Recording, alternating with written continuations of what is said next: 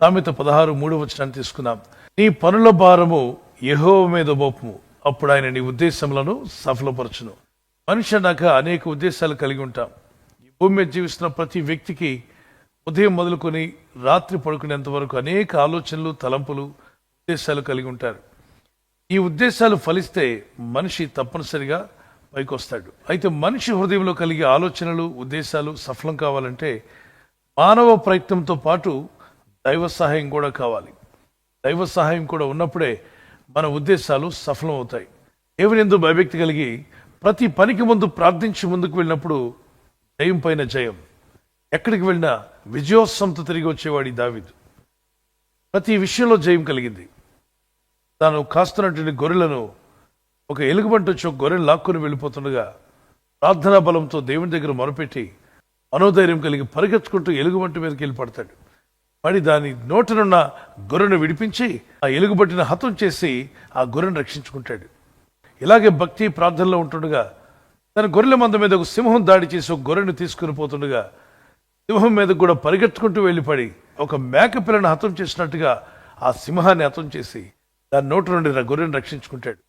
ఇదే దావీదు ఇంకా ప్రార్థనలో, భక్తిలో ఆరాధకుడిగా ఉన్నప్పుడు తనకంటే ఎన్నో రెట్లు బలమైన వాడు శక్తివంతులైన గొలియాతు మీద గొప్ప జయాన్ని, విజయాన్ని పొందుకుంటాడు.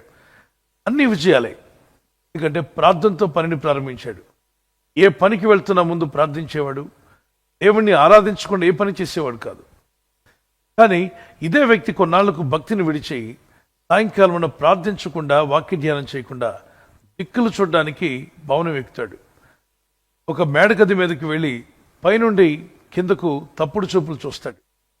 తన చూపు ద్వారా పట్టబడతాడు. చీకటి శక్తులు అతన్ని వెంటాడతాయి. ఎప్పుడైతే ప్రార్థనాజ్ఞ ఆరిపోయిందో, వాక్య ధ్యానం తొలగిపోయిందో, లోక ధ్యానం ఎక్కువ అయిపోయింది. పాపపు ఆలోచనలు తనను పట్టి పీడించాయి. దురాశ గర్భం ధరించి పాపంలోకి ఈడ్చుకుని పోయిందట. ప్రతి ప్రయత్నంలో ఫలించే నేను ఎందుకు ప్రతి విషయంలో ఓడిపోతున్నాను? ఎందుకు ఓటమి నన్ను వెంటాడుతుంది? తెలుసుకోవాలని దేవుని సన్నిధిలో కూర్చున్నాడు. దేవుని వాక్యము అతన్ని గద్దించింది. నువ్వు ఒకప్పుడు ప్రార్థనలో ఉండేవాడివి. వాక్యం ధ్యానించకుండా, ప్రార్థించకుండా ఏ పని చేసేవాడు కాదు. కానీ ఇప్పుడు ప్రార్థనలో అలసత్వం, వాక్యం విషయంలో నిర్లక్ష్యం, దేవుని విషయంలో అవిధేయత, ఈ మూడు కూడా ఆ వ్యక్తిని వెనక్కి లాగి వేశాయి. అది గ్రహించిన దావీదు ప్రార్థన చేశాడు. ప్రభువా, నా యందు శుద్ధ హృదయం కలుగు చేయి, నాకు నూతన మనసు దయచేయి. మరలా నేను చేసే ప్రతి పని కూడా సఫలం అవునట్లు నాకు జయం కావాలి, నీ సహాయం కావాలి. నా సాయశక్తులను నేను ప్రయత్నించినా ఓడిపోతున్నాను. నీ సహాయం ఉంటే నేను జయిస్తాను. దయచేసి మీ సహాయం నాకు కావాలి. నీ కృపను మరలా నాకు దయచేయి. దయచేసి నాలో పాపాలు తీసివేయండి. నన్ను పరిశుద్ధపరచండి.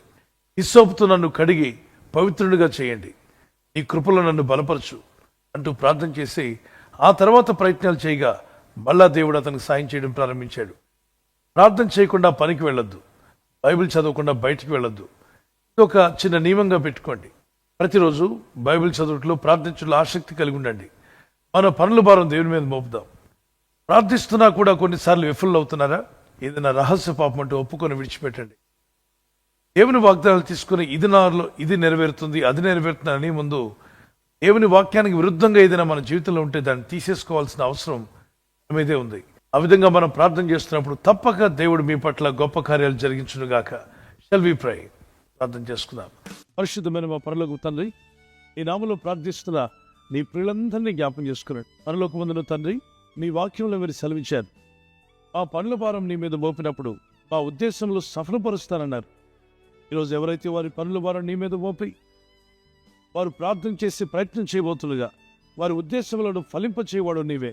వారి కుటుంబ విషయంలో, వారి భవిష్యత్తు విషయంలో, అలాగే ఆర్థిక విషయాల్లో, వారి పిల్లల విషయంలో కూడా వారికున్న మంచి ఉద్దేశాలు ఈ నా మహిమార్థమై నెరవేర్చేవాడు, ఫలింపచేయవాడు నీవే తండ్రి. ఈ రాత్రి నెమ్మదితో పండుకొని సురక్షితంగా కాపాడబడినట్లుగా నీ అగ్ని కంచి వేసి మమ్మల్ని కాపాడండి. మీ చిత్తములో కొనసాగే కృప అందరికీ దయచేయమని యేసుక్రీస్తు ప్రశస్త నామములో వీరందరికీ చక్కని నిద్ర దయచేసి తెల్లవారు లేచి కృపను మాకిమ్మని క్రీస్తు నామములో అడిగి వేడుకుంటున్నామా పరలోకపు తండ్రి. ఆమేన్, ఆమేన్. ఈ వాగ్దానాన్ని మీతోనే ఉంచుకోకుండా లైక్ చేయండి, షేర్ చేయండి. అనేకులు ఈ యొక్క ఛానల్ సబ్స్క్రైబ్ చేసుకోమని తెలియపరచండి. సబ్స్క్రైబ్ చేయని వారు కూడా సబ్స్క్రైబ్ చేయండి. Good night. God bless you.